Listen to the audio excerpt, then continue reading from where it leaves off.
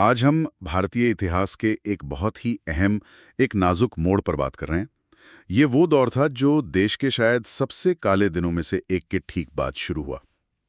13 दिसंबर 2001 भारतीय संसद पर आतंकी हमला।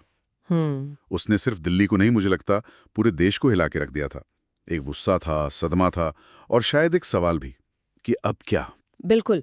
उस हमले की भयावहता को कम करके आंका ही नहीं जा सकता। सही बात। मतलब लोकतंत्र के मंदिर पर सीधा हमला, और वो भी इतने खुले तौर पर। पूरे देश में एक स्वाभाविक प्रतिक्रिया थी कि भाई इसका कोई सख्त जवाब देना ही होगा। और जवाब आया भी, लेकिन शायद वैसा नहीं जैसा कई लोग सोच रहे थे कि शायद सीधी जंग होगी। भारत ने एक बहुत ही बड़ा सैन्य कदम उठाया, जिसे नाम दिया गया ऑपरेशन पराक्रम। अब ये कोई खुली जंग तो नहीं थी, पर शायद उससे कुछ कम भी नहीं कहा जा सकता। आज हम इसी ऑपरेशन पर गहराई से बात करेंगे। हमारे पास जो भी स्रोत हैं, उनके आधार पर यह समझने की कोशिश करेंगे कि आखिर ये था क्या, क्यों किया गया और इसके नतीजे क्या निकले। सही कहा आपने। ऑपरेशन पराक्रम दरअसल प्रतिरोध, मिलिट्री रेडीनेस और साथ ही अंतर्राष्ट्रीय कूटनीति का एक बड़ा ही जटिल मिश्रण था। एक अनूठा अध्याय है ये। और ये समझना बहुत जरूरी है कि कैसे भारत ने अपनी जबरदस्त सैन्य ताकत का इस्तेमाल किया, लेकिन सीधे युद्ध के मैदान में उतरे बिना, अपने कूटनीतिक और रणनीतिक लक्ष्यों को हासिल करने के लिए। तो हम इस विशाल सैन्य जमावड़े के पीछे की जो सोच थी, जो इसमें चुनौतियां आईं और इसके जो दूरगामी परिणाम हुए, उन पर विस्तार से बात करेंगे आज। हाँ, तो चलिए कहानी को वहीं से उठाते हैं जहां से ये सब शुरू हुआ। संसद हमला 13 दिसंबर 2001। सुबह का वक्त था, संसद का सत्र चल भी रहा था जी। और 5 हथियारबंद आतंकवादी वो सारा सुरक्षा घेरा तोड़कर अंदर परिसर में दाखिल हो गए।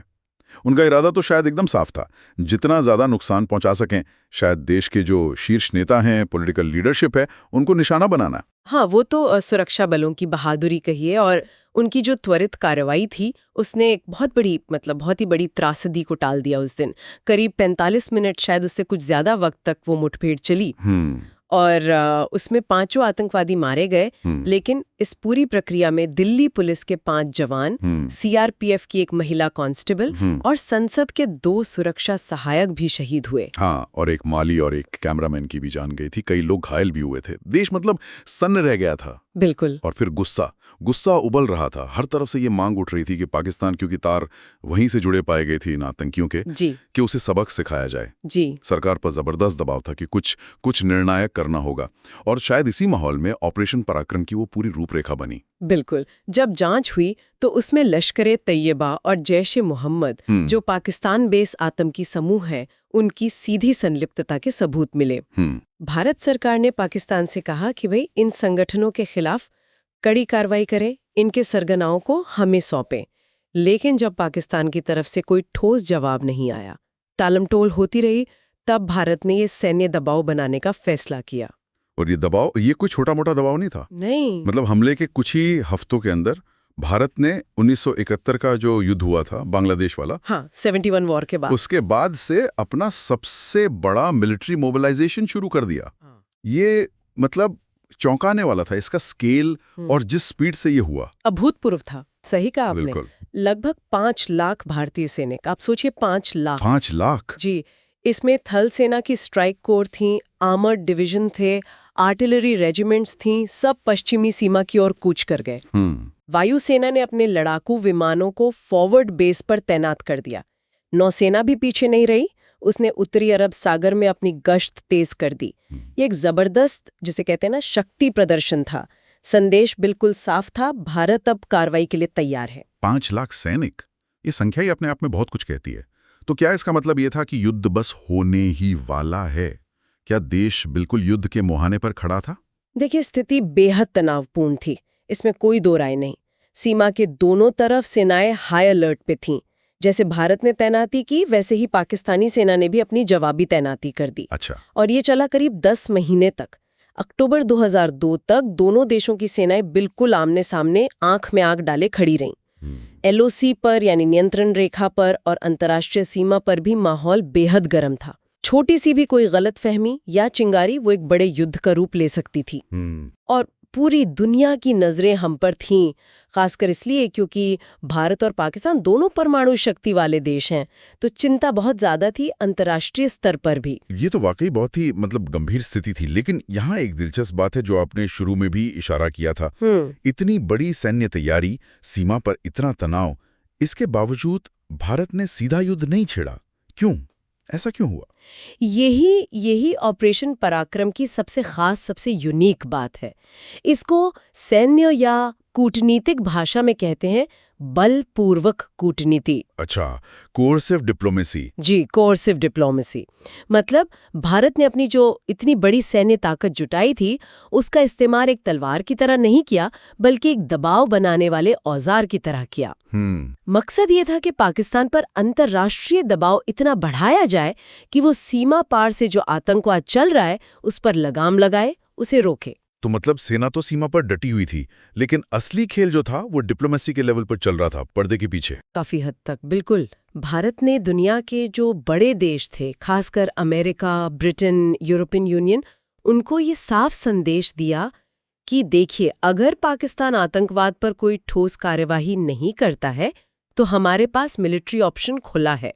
और इस सैन्य जमावड़े ने भारत की इस बात को वजन दिया। अमेरिका और दूसरे पश्चिमी देशों ने पाकिस्तान पर जबरदस्त दबाव डाला। आपको याद होगा, उस वक्त अमेरिकी विदेश मंत्री कॉलिन पावेल थे। हाँ। उन्होंने कई बार भारत और पाकिस्तान का दौरा किया था इसी तनाव को कम करने के लिए। तो ये जो स्ट्रैटेजी थी, ये बलपूर्वक कूटनीति वाली, ये काम आई? क्या पाकिस्तान ने वाकई कुछ किया? हाँ, नतीजे मिले। शायद उतने नहीं मिले जितनी भारत उम्मीद कर रहा था, लेकिन मिले जरूर। अंतर्राष्ट्रीय दबाव काम आया। पाकिस्तान के जो तत्कालीन राष्ट्रपति थे परवेज मुशर्रफ, उन्होंने जनवरी 2002 में एक भाषण दिया। उसमें उन्होंने वादा किया कि पाकिस्तान की धरती का इस्तेमाल भारत के खिलाफ आतंकवाद के लिए नहीं होने दिया जाएगा।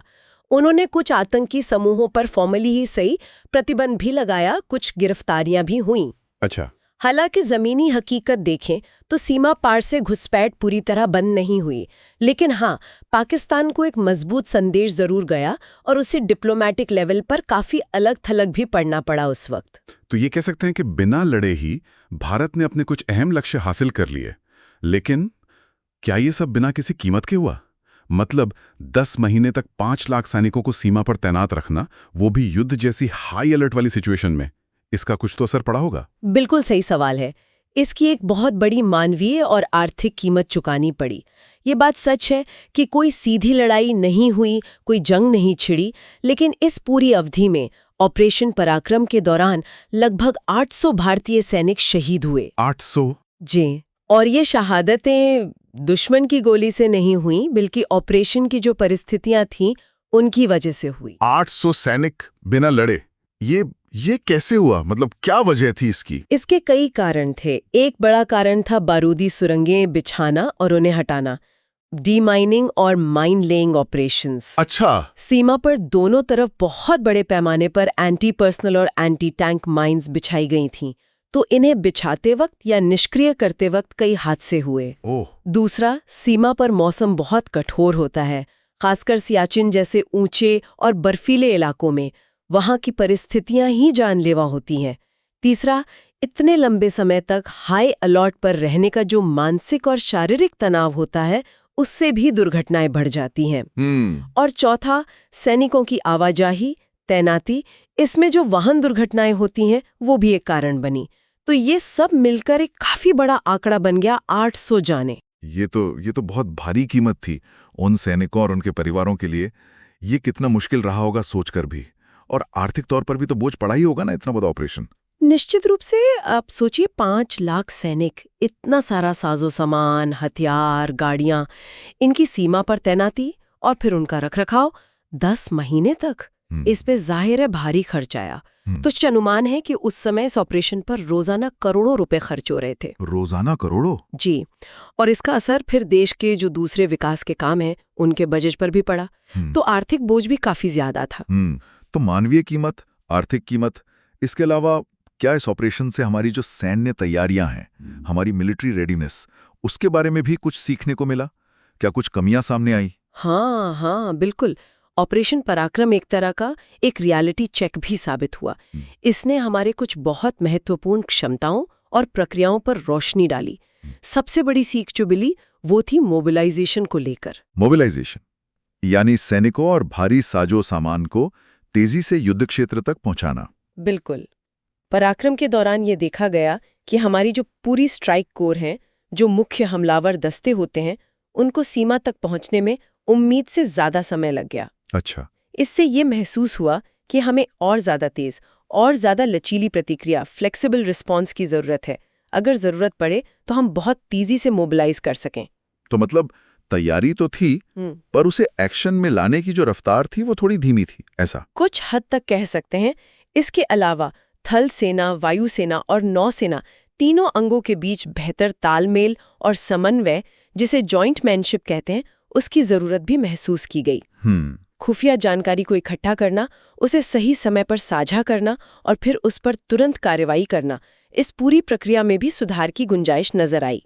तो ये सब जो सबक थे, ये बहुत कीमती साबित हुए आगे चलकर। और इन सब को आकर नतीजा क्या निकला? क्या इनके आधार पर कोई ठोस बदलाव किए गए हमारी मिलिट्री प्लानिंग या स्ट्रेटजी में? बिल्कुल किए गए। ऑपरेशन पराक्रम के जो अनुभव थे, उन्होंने भारतीय सेना के आधुनिकीकरण और जो हमारी रणनीतिक सोच है, उसमें बड़े बदलावों को जन्म दिया। जैसे त्वरित प्रतिक्रिया बल यानी स्विफ्ट रिस्पॉन्स फोर्सेस का जो कॉन्सेप्ट है, या जिन्हें बाद में इंटीग्रेटेड बैटल ग्रुप्स IBGs कहा गया, उस पर काम तेज हुआ। इनका मकसद ही यही है कि ये छोटे, फुर्तीले और आत्मनिर्भर दस्ते हों जो बहुत तेजी से हरकत में आके दुश्मन पर सटीक हमला कर सकें। अच्छा। खुफिया तंत्र को मजबूत किया गया, अलग अलग एजेंसियों के बीच समन्वय बेहतर बनाया गया और खास तौर पर प्रिसिजन स्ट्राइक कैपेबिलिटी यानी सटीक हमला करने की क्षमता पर बहुत जोर दिया गया। इसमें आधुनिक तकनीक, गाइडेड म्यूनिशंस और एयर पावर का इस्तेमाल शामिल है। ये सुनना काफी दिलचस्प है कि कैसे एक ऑपरेशन जिसमें कोई बड़ी लड़ाई नहीं हुई असल में, उसने भविष्य की लड़ाइयों की तैयारियों को इतना ज्यादा प्रभावित किया। तो क्या हम ये कह सकते हैं कि बाद में जो हमने ऑपरेशन देखे, जैसे 2016 की सर्जिकल स्ट्राइक हुई या 2019 की बालाकोट एयर स्ट्राइक, उनकी नींव कहीं ना कहीं ऑपरेशन पराक्रम के इन्हीं अनुभवों और सबकों में रखी गई थी? इसमें कोई शक नहीं है, बिल्कुल कह सकते हैं। पराक्रम ने जो सबक सिखाए थे, रफ्तार की जरूरत, सटीक जानकारी और सटीक हमला, और तीनों सेनाओं का मिलकर इंटीग्रेटेड तरीके से ऑपरेशन करना, वो सब हमें इन बाद के अभियानों में साफ तौर पे दिखाई देते हैं। सर्जिकल स्ट्राइक हो या बालाकोट एयर स्ट्राइक, दोनों ही तेज, सीमित, दायरे वाले और सटीक ऑपरेशन थे। उनका मकसद दुश्मन को एक कड़ा संदेश देना था, बिना एक फुल स्केल वॉर छेड़े। सही। ये एक तरह से पराक्रम की जो बलपूर्वक कूटनीति थी, उसी सिद्धांत का एक विकसित रूप था। बस इसमें सैनिक कार्रवाई का जो तत्व था, वो ज्यादा मुखर था, ज्यादा प्रत्यक्ष था। तो अगर हम ऑपरेशन पराक्रम की विरासत को देखें, उसकी लेगेसी को समझने की कोशिश करें, तो सबसे महत्वपूर्ण बात क्या उभर कर आती है? क्या था इसका सबसे बड़ा टेक अवे? मेरे विचार में जो सबसे महत्वपूर्ण बदलाव था, वो था भारतीय रक्षा नीति में एक रणनीतिक मोड़, एक स्ट्रेटेजिक शिफ्ट। पराक्रम से पहले भारत की जो नीति थी, उसे काफी हद तक निष्क्रिय पचावर यानी पैसिव डिफेंस का माना जाता था। मतलब कि हम पर हमला होगा तो हम जवाब देंगे। हाँ, रिएक्टिव अप्रोच। जी, रिएक्टिव। लेकिन पराक्रम ने इसे मुखर प्रतिरोध यानी असर्टिव डिटर्रेंस की ओर मोड़ दिया। भारत ने ये दिखाया कि वो अपनी सुरक्षा पर खतरे को अब अनदेखा नहीं करेगा और जरूरत पड़ने पर पहल करने से, पहला कदम उठाने से भी नहीं हिचकेगा। भले ही वो कदम सिर्फ कूटनीतिक दबाव बनाने के लिए ही क्यों ना हो। अच्छा। यानी अब सिर्फ अपनी सीमाओं की रक्षा करना ही नहीं, बल्कि दुश्मन को कुछ करने से पहले ही रोकना, उसको डराना भी शामिल हो गया। बिल्कुल। डिटरेंस का मतलब भी यही होता है कि आप दुश्मन को कोई कार्रवाई करने से पहले ही उसकी संभावित कीमत का इतना एहसास करा दें कि वो रुक जाए। पराक्रम ने ये स्थापित किया कि भारत के पास न केवल सैन्य क्षमता है, बल्कि उसका इस्तेमाल करने की राजनीतिक इच्छा शक्ति, पॉलिटिकल विल भी है। ये सिर्फ एक गुस्से का इजहार नहीं था, बल्कि ये एक सोची समझी रणनीतिक परिपक्वता, एक स्ट्रेटेजिक मैच्योरिटी का भी संकेत था। इसने भारत पाकिस्तान के जो रिश्ते हैं, उन पे क्या असर डाला? क्या इससे तनाव आगे चल के कम हुआ या और बढ़ गया? देखिए, तात्कालिक रूप से तो तनाव अपने चरम पर पहुंच गया था, युद्ध की नौबत आ गई थी।